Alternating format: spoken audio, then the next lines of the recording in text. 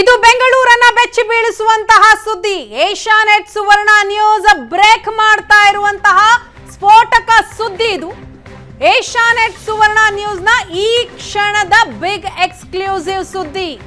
ಇಡೀ ರಾಜ್ಯವನ್ನ, ಬೆಂಗಳೂರನ್ನ ಮಾತ್ರ ಅಲ್ಲ, ಇಡೀ ರಾಜ್ಯವನ್ನ ಬೆಚ್ಚಿ ಬೀಳಿಸುವಂತಹ ಸುದ್ದಿ ಇದು. ಹಾಗಾದ್ರೆ ಆ ಸುದ್ದಿ ಏನು? ಕೆಲವೇ ಕ್ಷಣಗಳಲ್ಲಿ ಏಷ್ಯಾನೆಟ್ ಸುವರ್ಣ ನ್ಯೂಸ್ ಆ ಬಗ್ಗೆ ನಿಮ್ಮ ಮುಂದೆ ಮಾಹಿತಿಯನ್ನ ಇಡ್ತಾ ಇದೆ. ಏಷ್ಯಾನೆಟ್ ಸುವರ್ಣ ನ್ಯೂಸ್ ಬ್ರೇಕ್ ಮಾಡ್ತಾ ಇರುವಂತಹ ಮತ್ತೊಂದು ಸ್ಫೋಟಕ ಸುದ್ದಿ, ಬಿಗ್ ಎಕ್ಸ್ಕ್ಲೂಸಿವ್ ಸುದ್ದಿ.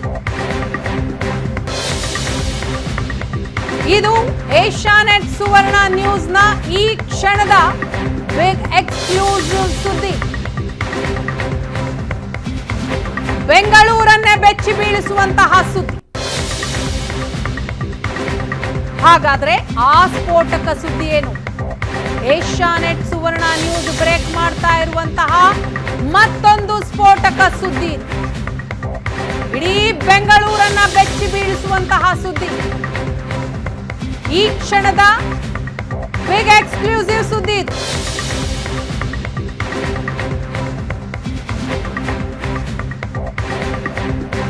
ಬೆಂಗಳೂರಿನಲ್ಲಿ ಮತ್ತೊಂದು ನಿಗೂಢ ಸ್ಫೋಟ ಆಗಿದೆ. ನಿಗೂಢ ಸ್ಫೋಟಕ್ಕೆ ಬೆಚ್ಚಿ ಬಿದ್ದಿದೆ ರಾಜ್ಯ ರಾಜಧಾನಿ ಬೆಂಗಳೂರು. ದೃಶ್ಯದಲ್ಲಿ ನಾವು ನೋಡ್ತಾ ಇದ್ದೀವಿ. ನಿಗೂಢ ಸ್ಫೋಟ ಆಗಿರುವಂತಹ ಸ್ಥಳದ ಎಕ್ಸ್ಕ್ಲೂಸಿವ್ ದೃಶ್ಯ ಇದು. ನಿನ್ನೆ ನಡೆದಂತಹ ಸ್ಫೋಟ.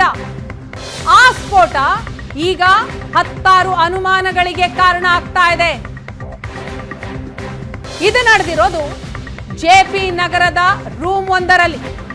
ಜೆಪಿ ನಗರದ, ಬೆಂಗಳೂರಿನ ಪ್ರತಿಷ್ಠಿತ ಜೆಪಿ ನಗರದ ರೂಮ್ ಒಂದರಲ್ಲಾದಂತಹ ಸ್ಫೋಟದ ಸುದ್ದಿ, ಎಕ್ಸ್ಕ್ಲೂಸಿವ್ ದೃಶ್ಯವನ್ನ ನೀವು ನೋಡ್ತಾ ಇದ್ದೀರಿ. ಬ್ಲಾಸ್ಟ್ ಆಗಿದೆ. ಈ ಬ್ಲಾಸ್ಟ್ ಈಗ ಹತ್ತಾರು ಪ್ರಶ್ನೆಗಳು ಹುಟ್ಟೋ ಹಾಗೆ ಮಾಡಿದೆ, ಅನುಮಾನಕ್ಕೆ ಕಾರಣವಾಗಿದೆ. ಈಗ ಸ್ಥಳಕ್ಕೆ ಎನ್ಐಎ ಟೀಮ್ ಎಂಟ್ರಿ ಕೊಟ್ಟಿದೆ. ಸ್ಫೋಟ ಸ್ಥಳದಲ್ಲಿ ತೀವ್ರ ತಪಾಸಣೆಯನ್ನ ನಡೆಸ್ತಾ ಇದ್ದಾರೆ ಎನ್ಐಎ ಟೀಮ್ನ ಅಧಿಕಾರಿಗಳು. ಇಡೀ ಬೆಂಗಳೂರನ್ನ ಬೆಚ್ಚಿ ಬೀಳಿಸ್ತಾ ಇರುವಂತಹ ಸ್ಫೋಟದ ಸುದ್ದಿ ಇದು. ಹಾಗಾದ್ರೆ ಈ ಸ್ಫೋಟಕ್ಕೆ ಏನು ಕಾರಣ? ಸಿಲಿಂಡರ್ ಸ್ಫೋಟ ಆಯ್ತಾ, ಕುಕ್ಕರ್ ಸ್ಫೋಟ ಆಯ್ತಾ, ಅಥವಾ ಬಾಂಬ್ ಸ್ಫೋಟನ? ತನಿಖೆಯ ನಂತರವಷ್ಟೇ ಮಾಹಿತಿ ಸಿಗಬೇಕು. ಈಗ ಎನ್ಐಎ ಟೀಮ್ ಸ್ಥಳಕ್ಕೆ ದೌಡಾಯಿಸಿದೆ, ತಪಾಸಣೆಯನ್ನ ಮಾಡ್ತಾ ಇದೆ. ಬೆಂಗಳೂರಿನಲ್ಲಾದಂತಹ ಮತ್ತೊಂದು ನಿಗೂಢ ಸ್ಫೋಟದ ಎಕ್ಸ್ಕ್ಲೂಸಿವ್ ದೃಶ್ಯವನ್ನ ಏಷ್ಯಾನೆಟ್ ಸುವರ್ಣ ನ್ಯೂಸ್ ನಲ್ಲಿ ನೀವು ನೋಡ್ತಾ ಇದ್ದೀರಿ. ಬೇರೆಲ್ಲೂ ಇಲ್ಲದಂತಹ ಎಕ್ಸ್ಕ್ಲೂಸಿವ್ ಸುದ್ದಿ. ಮತ್ತೊಂದು ಬಾರಿ ಬೆಂಗಳೂರನ್ನ ಬೆಚ್ಚಿ ಬೀಳಿಸ್ತಾ ಇದೆ ಈ ಸ್ಫೋಟ.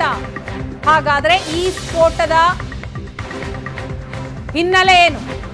ಹೇಗಾಯ್ತು ಈ ಸ್ಫೋಟ?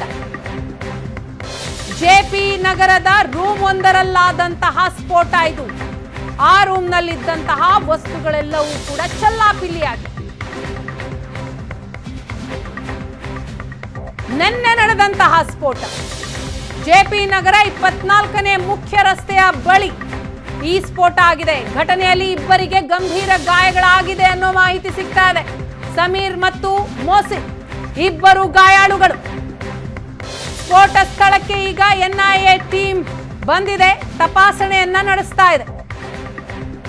ಈ ಸ್ಫೋಟದ ಹಿನ್ನೆಲೆ ಏನು, ಕಾರಣ ಏನು, ಯಾವುದರಿಂದ ಆದಂತಹ ಸ್ಫೋಟ ಅನ್ನೋದರ ಬಗ್ಗೆ ಮಾಹಿತಿಯನ್ನ ಕಲೆ ಹಾಕ್ತಾ ಇದ್ದಾರೆ ಅಧಿಕಾರಿಗಳು. ಈ ಸ್ಫೋಟದಲ್ಲಿ ಇಬ್ಬರಿಗೆ ಗಂಭೀರ ಗಾಯಗಳಾಗಿದೆ. ಅವರನ್ನ ಅಲ್ಲಿನ ಸ್ಥಳೀಯ ಆಸ್ಪತ್ರೆಗೂ ಕೂಡ ದಾಖಲು ಮಾಡಲಾಗಿದೆ. ಅವರಿಂದಲೂ ಕೂಡ ಮಾಹಿತಿ ಪಡೆದುಕೊಳ್ತಾರೆ ಎನ್ಐಎ ಟೀಮ್ನ ಅಧಿಕಾರಿಗಳು. ಘಟನೆಯಲ್ಲಿ ಇಬ್ಬರಿಗೆ ಗಂಭೀರ ಗಾಯ. ಸ್ಫೋಟದ ತೀವ್ರತೆಗೆ ಮನೆಯ ವಸ್ತುಗಳೆಲ್ಲವೂ ಕೂಡ ಚೆಲ್ಲಾಪಿಲ್ಲಿಯಾಗಿದೆ. ಸಮೀರ್ ಮತ್ತು ಮೋಸಿನ್ ಈ ಸ್ಫೋಟದಲ್ಲಿ ಗಾಯಗೊಂಡವರು. ಇಬ್ಬರು ಗಾಯಾಳುಗಳಾಗಿದ್ದಾರೆ. ಈ ಇಬ್ಬರು ಯುವಕರು ಉತ್ತರ ಪ್ರದೇಶ ಮೂಲದವರು ಅನ್ನೋ ಮಾಹಿತಿ ಸಿಕ್ಕಿದೆ. ಮನೆಯಲ್ಲಿ ಸುಟ್ಟ ವೈರ್ಗಳು ಪತ್ತೆಯಾಗಿವೆ. ಸ್ಫೋಟದ ಬಗ್ಗೆ ಅನುಮಾನವನ್ನ ವ್ಯಕ್ತಪಡಿಸ್ತಾ ಇದ್ದಾರೆ ತನಿಖಾ ತಂಡದ ಅಧಿಕಾರಿಗಳು. ನಿನ್ನೆ ಆದಂತಹ ಸ್ಫೋಟ ಈಗ 10 ಅನುಮಾನಕ್ಕೆ ಕಾರಣ ಆಗಿದೆ. ಹಾಗಾಗಿ NIA ಟೀಮ್ ಸ್ಥಳಕ್ಕೆ ದೌಡಾಯಿಸಿದೆ. ಮಾಹಿತಿಯನ್ನ ಕಲೆಕ್ಟ್ ಮಾಡ್ತಾ ಇದ್ದಾರೆ ಅಧಿಕಾರಿಗಳು. ಮೋಸಿನ್ ಹಾಗೂ ಸಮೀರ್ ಈ ಇಬ್ಬರು ಗಾಯಗೊಂಡಿದ್ದಾರೆ, ಗಂಭೀರವಾಗಿ ಗಾಯಗೊಂಡಿದ್ದಾರೆ. ಈ ಇಬ್ಬರೂ ಕೂಡ ಉತ್ತರ ಪ್ರದೇಶ ಮೂಲದವರು ಅನ್ನೋ ಮಾಹಿತಿ ಸಿಗ್ತಾ ಇದೆ. ನಾವು ದೃಶ್ಯದಲ್ಲಿ ನೋಡ್ತಾ ಇದ್ದೀವಿ, ಒಂದು ಕಡೆ ಸ್ಫೋಟ ಆದಂತಹ ರೂಮ್ ಹೇಗಿದೆ ಈಗ ಅಂತ, ಮನೆಯಲ್ಲಿದ್ದಂತಹ ವಸ್ತುಗಳೆಲ್ಲವೂ ಕೂಡ ಚೆಲ್ಲಾಪಿಲ್ಲಿ ಆಗಿದೆ. ಮತ್ತೊಂದು ಕಡೆ ಗಂಭೀರವಾಗಿ ಗಾಯಗೊಂಡಂತವರ ಫೋಟೋ. ಸಮೀರ್ ಹಾಗೂ ಮೋಸಿನ್ ಈ ಇಬ್ಬರು ಯುವಕರೇ ಈ ಸ್ಫೋಟದಲ್ಲಿ ಗಾಯಗೊಂಡವರು. ಇವರಿಬ್ಬರು ಉತ್ತರ ಪ್ರದೇಶ ಮೂಲದವರು ಅನ್ನೋ ಮಾಹಿತಿ ಸಿಕ್ಕಿದೆ. NIA ಟೀಮ್ ಈಗ ಸ್ಥಳಕ್ಕೆ ದೌಡಾಯಿಸಿದೆ, ಮಾಹಿತಿಯನ್ನ ಕಲೆಕ್ಟ್ ಮಾಡ್ತಾ ಇದೆ. ಈ ಸ್ಫೋಟಕ್ಕೆ ಏನು ಕಾರಣ, ಯಾವುದರಿಂದ ಆದಂತಹ ಸ್ಫೋಟ ಇದು? ಮನೆ ಅಂತಂದ್ರೆ ಸಿಲಿಂಡರ್ ಇರುತ್ತೆ, ಹಾಗಾದ್ರೆ ಸಿಲಿಂಡರ್ ಸ್ಫೋಟ ಆಯ್ತಾ, ಕುಕ್ಕರ್ ಬ್ಲಾಸ್ಟ್ ಆಯ್ತಾ, ಅಥವಾ ಬೇರೆ ಏನೋ ಕಾರಣ ಇದೆಯಾ, ಬಾಂಬ್ ಬ್ಲಾಸ್ಟಾ?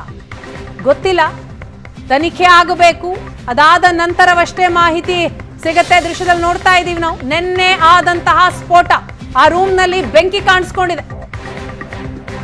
ಬೇಕರಿಯ ಮೇಲ್ಭಾಗದಲ್ಲಿರುವಂತಹ ಕೋಣೆ ಅದು, ಮನೆ ಅದು. ಆ ಮನೆಯಲ್ಲಿ ಸ್ಫೋಟ ಆಗಿದೆ, ಹೊತ್ತಿ ಉರಿತಾ ಇದೆ ಮನೆ. ಈ ಘಟನೆಯಲ್ಲಿ ಮನೆಯಲ್ಲಿದ್ದಂತಹ ಇಬ್ಬರಿಗೆ ಗಂಭೀರ ಗಾಯ ಆಗಿದೆ. ಸಮೀರ್ ಮತ್ತು ಮೋಸಿನ್ ಈ ಇಬ್ಬರು ಯುವಕರು ಆ ಸ್ಫೋಟದ ಸಂದರ್ಭದಲ್ಲಿ ಆ ರೂಮ್ನಲ್ಲಿದ್ರು. ಅವರ ಸ್ಥಿತಿ ಈಗ ಹೇಗಿದೆ ಅನ್ನೋದರ ಬಗ್ಗೆ ಇನ್ನಷ್ಟೇ ಮಾಹಿತಿಗಳು ಸಿಗಬೇಕು. ಒಟ್ನಲ್ಲಿ ನಿನ್ನೆ JP ನಗರದಲ್ಲಾದಂತಹ ಸ್ಫೋಟ 10 ಅನುಮಾನಕ್ಕೆ ಕಾರಣವಾಗ್ತಾ ಇದೆ. ಯಾವುದರಿಂದ ಆದಂತಹ ಸ್ಫೋಟ ಇದು, ಹೇಗಾಯ್ತು ಅನ್ನೋದರ ಬಗ್ಗೆ ಇನ್ನಷ್ಟೇ ಮಾಹಿತಿ ಬರಬೇಕು. ಈ ಬಗ್ಗೆ ಮಾಹಿತಿಯನ್ನ ಕೊಡ್ತಾರೆ ನಮ್ಮ ಪ್ರತಿನಿಧಿ ರಕ್ಷಾ, ಇದೀಗ ನಮ್ಮ ಜೊತೆ ಸಂಪರ್ಕದಲ್ಲಿದ್ದಾರೆ. ರಕ್ಷಾ, ನಿನ್ನೆ ಆದಂತಹ ಸ್ಫೋಟ, ಈ ಸ್ಫೋಟಕ್ಕೆ ಏನ್ ಕಾರಣ, ಸದ್ಯ ಏನೆಲ್ಲ ಅಪ್ಡೇಟ್ ಸಿಗ್ತಾ ಇದೆ, NIA ಟೀಮ್ನ ಅಧಿಕಾರಿಗಳು ಏನ್ ಹೇಳ್ತಾ ಇದ್ದಾರೆ? ವೀಣಾ, ಸದ್ಯ ನಾವಿದೀಗ ಅದೇ ಮನೆಯ ಭಾಗದಲ್ಲಿದ್ದೀವಿ, ಮನೆಯ ಮುಂಭಾಗದಲ್ಲಿದ್ದೀವಿ. ನೇರವಾಗಿ ನಾನು ದೃಶ್ಯಗಳ ಮೂಲಕ ನಿಮಗೆ ವಿವರಿಸಲಿಕ್ಕೆ ಇಷ್ಟಪಡ್ತೀನಿ. ಯಾಕಂದ್ರೆ ನಾವು ಇವಾಗ ಇರುವಂತಹ ಪ್ಲೇಸ್ JP ನಗರದ 6th ಫೇಸ್ ನಲ್ಲಿರುವಂತಹ ಮುಖ್ಯ ರಸ್ತೆಯಲ್ಲೇ ಇರುವಂತಹ ಒಂದು ಮನೆ. 3ನೇ ಮಹಡಿಯಲ್ಲಿ ಈ ರೂಮ್ ಇದೆ. ಕೇವಲ ಇದೊಂದು ಸಿಂಗಲ್ ಬೆಡ್ರೂಮ್ ನ ಮನೆ, ಸಿಂಗಲ್ ರೂಮ್ ನ ಮನೆ ಅಂತ ಹೇಳ್ಬೋದು.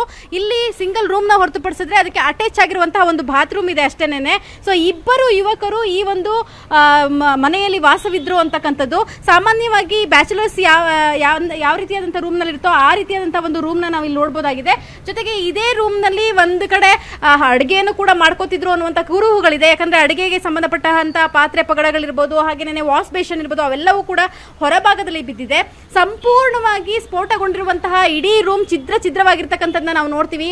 ಗೋಡೆಗಳು, ಸೀಲಿಂಗ್, ಹಾಗೆ ಫ್ಯಾನ್, ಹಾಗೆ ಇಲ್ಲಿರುವಂತಹ ಮಂಚ ಇರ್ಬೋದು, ಪ್ರತಿಯೊಂದು ಕೂಡ ಇಲ್ಲ, ಎಲ್ಲವೂ ಕೂಡ ಛಿದ್ರ ಆಗಿದೆ. ಸೋಮವಾರ ಬೆಳಗ್ಗೆ ಒಂದು 12 ಗಂಟೆಯ ಸಂದರ್ಭದಲ್ಲಿ ಈ ಒಂದು ಸ್ಫೋಟ ಸಂಭವಿಸಿದೆ. ಈ ಸ್ಫೋಟ ನಿಗೂಢ ಅಂತ ಹೇಳಲಾಗ್ತಿದೆ. ಯಾಕಂದ್ರೆ ಸ್ಫೋಟದ ತೀವ್ರತೆ ಎಷ್ಟಿತ್ತು ಅಂತಂದ್ರೆ, ಇಲ್ಲಿ ಸ್ಫೋಟ ಸಂಭವಿಸಿದಾಗ ಈ ಕಿಟಕಿ ಗಾಜುಗಳೆಲ್ಲ ಪುಡಿಯಾಗಿ ರಸ್ತೆಗೆ ಬಿದ್ದಿದ್ವು ಅಂತಕ್ಕಂಥದ್ದು. ಇದು 3ನೇ ಮಹಡಿಯಲ್ಲಿರುವಂತಹ ರೂಮ್ ಆಗಿದ್ರು ಕೂಡ ಅಷ್ಟರ ಮಟ್ಟಿಗೆ ದೊಡ್ಡ ಮಟ್ಟದ ಒಂದು ಶಬ್ದ ಕೂಡ ಬರುತ್ತೆ, ದೊಡ್ಡ ಮಟ್ಟದ ಒಂದು ಸ್ಫೋಟ ಕೂಡ ಸಂಭವಿಸುತ್ತೆ. ಎಷ್ಟು ಮಟ್ಟಿಗೆ ಅಂದ್ರೆ ಸೀಲಿಂಗ್ ಇಂದ ಹಿಡಿದು ಗೋಡೆಗಳು ಕೂಡ ಉದುರಿ ಬಿದ್ದೋಗಿರ್ತಕ್ಕಂಥದ್ದನ್ನ ನಾವು ನೋಡ್ತಿದೀವಿ. ದೊಡ್ಡ ಪ್ರಮಾಣದ ಬೆಂಕಿ ಕೂಡ ಕಾಣಿಸ್ಕೊಳ್ಳುತ್ತೆ. ಜೊತೆಗೆ ಇಲ್ಲಿದ್ದಂತಹ ಇಬ್ಬರು ಹುಡುಗರು ಏನಿರ್ತಾರೆ, ಅವರಿಬ್ರು ಕೂಡ ಹೊರಭಾಗಕ್ಕೆ ಓಡಿ ಬರ್ತಾರೆ ಅಂತಕ್ಕಂಥದ್ದು. ಹೊರಭಾಗಕ್ಕೆ ಓಡ್ ಬಂದು ಬೆಂಕಿ ಹತ್ಕೊಂಡಿರುತ್ತೆ ಅವರಿಬ್ಬರಿಗೂ ಕೂಡ. ಅದಾದ್ಮೇಲೂ ಕೂಡ ಅವರಿಬ್ಬರಿಗೂ ಕೂಡ ಸಾಕಷ್ಟು ತೀವ್ರವಾದಂತಹ ಗಾಯಗಳಾಗಿರ್ತಕ್ಕಂಥದ್ದು. ಸೊ ಅವರಿಬ್ಬರನ್ನು ಕೂಡ ಆಸ್ಪತ್ರೆಗೆ ಸೇರಿಸುವಂತಹ ಒಂದು ಕೆಲಸ ಕೂಡ ಆಗಿದೆ. ಸದ್ಯ ಇದು ಅನುಮಾನಕ್ಕೆ ಕಾರಣ ಆಗಿರೋದು ಏಕೆಂದ್ರೆ, ಹೊರಗಡೆ ಇರುವಂತಹ ಈ ವಸ್ತುಗಳನ್ನ ನೀವು ಗಮನಿಸಬಹುದು.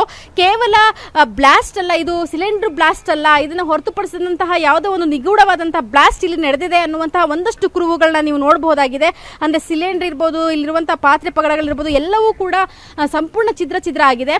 ಆದರೆ ಈ ಬ್ಲಾಸ್ಟ್ನಲ್ಲಿ ಸಿಕ್ಕಿರುವಂತಹ ಕೆಲವೊಂದು ವಸ್ತುಗಳು ಅಂದರೆ ಈ ಮನೆಯಲ್ಲಿ ಇದ್ದಂತಹ ಕೆಲವೊಂದು ವಸ್ತುಗಳು ಅಂದರೆ ಸಾಕಷ್ಟು ವೈರ್ಗಳನ್ನು ನೋಡ್ಬೋದು. ದೊಡ್ಡ ಪ್ರಮಾಣದ ವೈರ್ಗಳು ಇಲ್ಲಿ ಇರ್ತಕ್ಕಂಥದ್ದು. ಈ ವೈರ್ಗಳು ಹಾಗೆ ಇಲ್ಲಿರುವಂತಹ ಕೆಲವೊಂದು ಎಕ್ವಿಪ್ಮೆಂಟ್ಸ್ಗಳನ್ನ ನೋಡಿದಾಗ ಇಲ್ಲಿ ಮತ್ತದೇ ಏನೋ ಒಂದು ಬೇರೆಯ ರೀತಿಯಾದಂಥ ಚಟುವಟಿಕೆಗಳು ನಡೀತಾ ಇದ್ವಾ ಅನ್ನುವಂತಹ ಅನುಮಾನ ಕೂಡ ಬರ್ತಿರ್ತಕ್ಕಂಥದ್ದನ್ನ ನಾವು ನೋಡ್ತಾ ಇದ್ದೀವಿ. ಹಾಗೆ ಒಂದಷ್ಟು ಗ್ಲೌಸ್ಗಳು ಕೂಡ ಒಂದು ಸೈಡಿಗೆ ಬಿದ್ದಿರ್ತಕ್ಕಂಥದ್ದನ್ನ ನಾವು ನೋಡ್ತೀವಿ. ಸೊ ಇದೇ ಮನೆಯ ಒಳಗಡೆ ಇದ್ದಂತಹ ಒಂದಷ್ಟು ಗ್ಲೌಸ್ಗಳು ಈಗ ಆಲ್ರೆಡಿ ಯೂಸ್ ಮಾಡಿರುವಂತಹ ಗ್ಲೌಸ್ಗಳು ಸೈಡ್ನಲ್ಲಿ ಬಿದ್ದಿರ್ತಕ್ಕಂಥದ್ದು ಇದೆಲ್ಲ ಇವ್ಯಾವು ಕೂಡ ಬೆಂಕಿಗೆ ಆಹುತಿ ಆಗಿಲ್ಲ. ಅಂದರೆ ಮೊದಲೇ ಇಲ್ಲಿರುವಂತಹ ಯುವಕರು ಈ ಗ್ಲೌಸ್ಗಳನ್ನು ಯೂಸ್ ಮಾಡಿ ಹೊರಭಾಗಕ್ಕೆ ಬಿಸಾಕಿದ್ರು ಅಂತಕ್ಕಂಥದ್ದನ್ನ ನಾವು ಇಲ್ಲಿ ಅಬ್ಸರ್ವ್ ಮಾಡ್ಬೋದಾಗಿರ್ತಕ್ಕಂಥದ್ದು. ಸೊ ಈ ಎಲ್ಲ ವಸ್ತುಗಳು ಏನಿದೆ ಒಂದು ಕಡೆ ದೊಡ್ಡ ಪ್ರಮಾಣದ ಒಂದು ಬ್ಲಾಸ್ಟ್ ಆಗಿರ್ತಕ್ಕಂಥದ್ದು, ಮತ್ತೊಂದು ಕಡೆ ಕೇವಲ ಸಿಲಿಂಡರ್ ಅಷ್ಟೇ ಅಲ್ಲ ಸಾಕಷ್ಟು ಇಲ್ಲಿರುವಂತಹ ಐಟಮ್ಸ್ಗಳೇನಿದೆ ಅವೆಲ್ಲವೂ ಕೂಡ ಬೇರೆಯದ್ದೇ ಒಂದು ಕಥೆಯನ್ನು ಹೇಳುವಂಥ ರೀತಿಯಲ್ಲಿ ಇಲ್ಲಿ ಇರ್ತಕ್ಕಂಥದ್ದು. ಸೊ ಈ ರೀತಿಯಾದಂತಹ ಅನುಮಾನಗಳು ವ್ಯಕ್ತವಾದ ಈ ಹಿನ್ನೆಲೆಯಲ್ಲಿ ಸ್ಥಳೀಯ ಪೊಲೀಸರು ಇಲ್ಲಿರುವಂಥ ಈ ಬಗ್ಗೆ ಈಗಾಗಲೇ ಒಂದಷ್ಟು ಮಾಹಿತಿಯನ್ನು NIAಗೆ ಕೊಟ್ಟಿರ್ತಕ್ಕಂಥದ್ದು. ಹಾಗಾಗಿ ಆ ಒಂದು ತಂಡವು ಕೂಡ NIA ತಂಡವು ಕೂಡ ಬಂದು ಇಲ್ಲಿ ಈಗಾಗಲೇ ತನಿಖೆಯನ್ನು ಮಾಡ್ತಾ ಇರ್ತಕ್ಕಂಥದ್ದು. ಸಾಕಷ್ಟು ಇಲ್ಲಿ ವಿಸಿಟ್ ಕೊಟ್ಟು ಇಲ್ಲಿ ಸಿಕ್ಕಿರುವಂತಹ ಹಲವಾರು ಐಟಮ್ಗಳಿಗೆ ಈಗಾಗಲೇ ತೆಗೆದುಕೊಂಡು ಹೋಗಿರ್ತಕ್ಕಂಥದ್ದು ಕೂಡ ಇಲ್ಲಿಯ ಸ್ಥಳೀಯರು ಹೇಳ್ತಾ ಇದ್ದಾರೆ. ಸದ್ಯ ಈ ಬಗ್ಗೆ ಈ ಒಂದು ದೊಡ್ಡ ಪ್ರಮಾಣದ ಒಂದು ಅನುಭವನ ಇರೋದ್ರಿಂದ ಈ ಒಂದು ಪ್ರಕರಣವನ್ನು ಗಂಭೀರವಾಗಿ ತೆಗೆದುಕೊಂಡಿರುವಂತಹ ಪೊಲೀಸ್ ಇಲಾಖೆ ಇರ್ಬೋದು, ಹಾಗೆಯೇ ಇಲ್ಲಿ ಪ್ರಕರಣವನ್ನು ಗಂಭೀರವಾಗಿ ತೆಗೆದುಕೊಂಡಿರುವಂತಹ NIA ಇರ್ಬೋದು, ತನಿಖೆಯನ್ನು ನಡೆಸ್ತಿರ್ತಕ್ಕಂಥದ್ದು. ವೀಣಾ. ಎಸ್ ರಕ್ಷಾ, ಈಗ ಸಮೀರ್ ಮತ್ತು ಮೋಸಿನ್ ಇವ್ರ ಬಗ್ಗೆ ಏನು ಮಾಹಿತಿ ಸಿಗ್ತಾ ಇದೆ? ಎಷ್ಟು ದಿನದಿಂದ ಇವರು ಈ ರೂಮ್ನಲ್ಲಿ ವಾಸ ಇದ್ರು, ಜೊತೆಗೆ ಅವ್ರು ಏನು ಮಾಡ್ಕೊಂಡಿದ್ರು, ಆ ಕೋಣೆಯ ಓನರ್ ಯಾರು ಅಂತ? ಓಕೆ, ಸ್ಥಳೀಯರು ಹೇಳೋ ಪ್ರಕಾರ ಇಲ್ಲಿ ಸಾಕಷ್ಟು ಅನುಮಾನಗಳು ಇರ್ತಕ್ಕಂಥದ್ದು. ಇಲ್ಲಿರುವ ವಸ್ತುಗಳನ್ನು ನೋಡ್ಬೋದು ಅಥವಾ ಇಲ್ಲಿ ಅವರು ಯೂಸ್ ಮಾಡ್ತಿದ್ದಂತಹ ಒಂದಷ್ಟು ಅವರು ಮಾಡ್ತಿರುವಂಥ ಕೆಲಸಗಳಿರ್ಬೋದು, ಇದ್ರ ಬಗ್ಗೆ ಯಾರಿಗೂ ಯಾವುದೇ ರೀತಿಯಾದಂಥ ಮಾಹಿತಿ ಇಲ್ಲ. ಇಲ್ಲೇ ಕೆಳಭಾಗದಲ್ಲಿ ಒಂದು ಬೇಕ್ರಿ ಕೂಡ ಇರ್ತಕ್ಕಂಥದ್ದು. ಈ ಮನೆಯ ಓನರ್ ಆ ಬೇಕ್ರಿಗೆ ಸಂಬಂಧಪಟ್ಟವರು ಅಂತ ಹೇಳಲಾಗ್ತಿದೆ. ಸ್ಥಳೀಯರು ಹೇಳೋ ಪ್ರಕಾರ ಈ ಸ್ಫೋಟ ಸಂಭವಿಸಿದಂಥ ಸಂದರ್ಭದಲ್ಲಿ ಮಾತ್ರ ದೊಡ್ಡ ಪ್ರಮಾಣದ ಸ್ಫೋಟ ಆಯಿತು, ಒಂದಷ್ಟು ಭಯ ಆಯಿತು. ಆ ಸಂದರ್ಭದಲ್ಲಿ ಮಾತ್ರ ಗೊತ್ತಾಯಿತು. ಆದರೆ ಇಲ್ಲಿರುವಂತಹ ಹುಡುಗರು ಎಲ್ಲಿಂದ ಬಂದ, ಇಲ್ಲಿ ಎಷ್ಟು ದಿನಗಳಿಂದ ವಾಸ ಮಾಡ್ತಾ ಇದ್ರು ಅನ್ನೋ ಬಗ್ಗೆ, ಹಾಗೇನೇ ಏನು ಕೆಲಸ ಮಾಡ್ತಿದ್ರು ಅನ್ನೋ ಬಗ್ಗೆ ಇಲ್ಲಿರುವ ಮಾಲೀಕರು, ಈ ಮನೆಯ ಮಾಲೀಕರಿಂದ ಮಾತ್ರ ಇನ್ನೂ ಕೂಡ ಸಾಕಷ್ಟು ವಿಚಾರಗಳು ತಿಳ್ಕೊಳ್ಬೇಕಾದಂಥ ಒಂದು ಅಗತ್ಯ ಇರ್ತಕ್ಕಂಥದ್ದು. ಈ ಬಗ್ಗೆ ತನಿಖೆಯನ್ನು ಪೊಲೀಸರು ಕೂಡ ಕೈಗೊಂಡಿರ್ತಕ್ಕಂಥದ್ದು.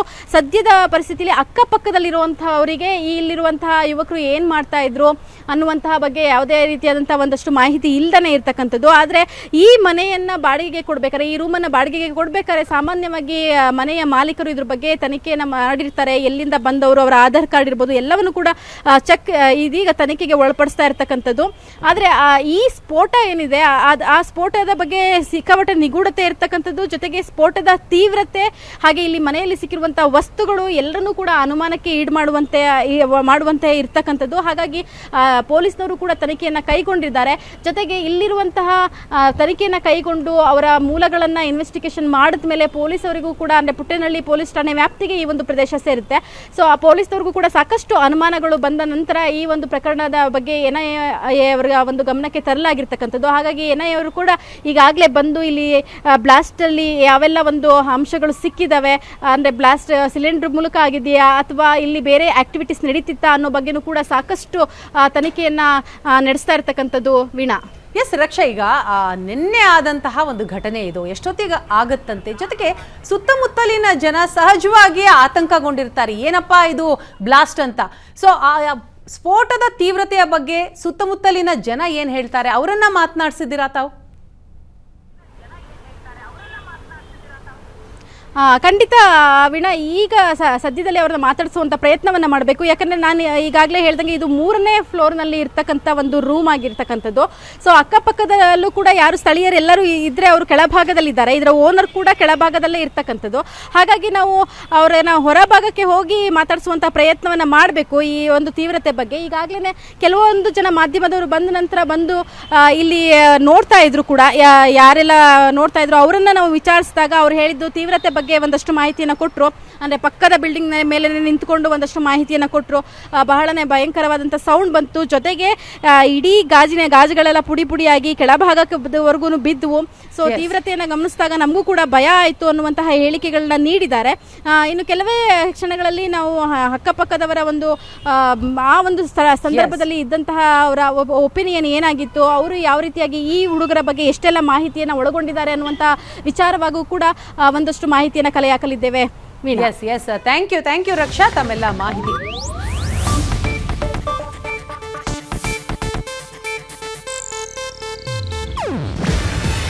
ಇದು ಏಷ್ಯಾನೆಟ್ ನ್ಯೂಸ್ ನೆಟ್ವರ್ಕ್ ಪ್ರಸ್ತುತಿ.